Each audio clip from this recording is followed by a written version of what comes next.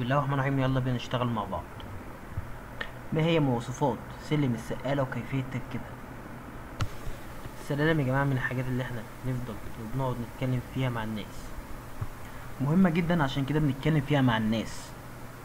بنفضل ان السلالم تكون من جوه السقالة، يعني عشان قدر الله ما يحصلش فيه،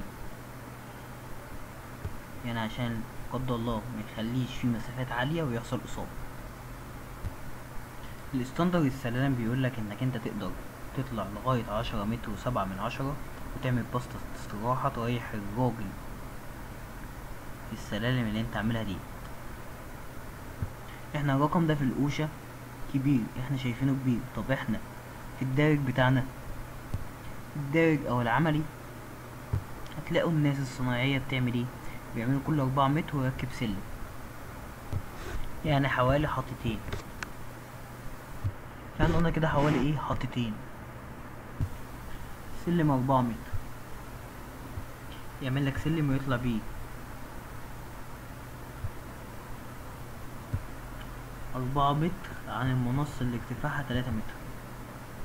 سلم طوله 4 متر، المنصة من هنا لهنا 3 متر، في متر زيادة. بسؤالنا ما هي مواصفات سلم السقالة وكيفية تركيبه؟ ويطلع فوق كده متر، ويبدل السلم، يخليه الناحية دي بتاعه، ويطلع لك من الناحية التانية. هتسيب معامل امان للسلم 1 متر، يبقى انت هتسيب معامل امان للسلم 1 متر، وهتبدل السلم بتاعك والسلم التالي يعني، ويطلع لك من الناحية التانية، شبه انا موضح هنا بالظبط، وهكذا. وهنا كده اغير لك المدخل تمام كده، ويعمل لك سلم تاني برضو من الناحية التانية، ويغير لك ايه؟ المدخل. يبقى انا السلم بغيره كل 4 متر، هي ال4 متر ده ستاندرد؟ الإجابة لا، مش ستاندرد. هو ال4 متر ده ستاندرد؟ لا مش ستاندرد. طب انت جايب الكلام ده منين؟ ده عاميا. احنا ما بنطلعش الراجل اكتر من 4 متر وبنعمل فتحة في السلم، تمام اوي كده. الغلط بتاعنا هنا ايه يا هندسة؟ الغلط ان حضرتك وانت بتعمل الفتحة ديت لازم تقفلها لي بهندريل داخلي،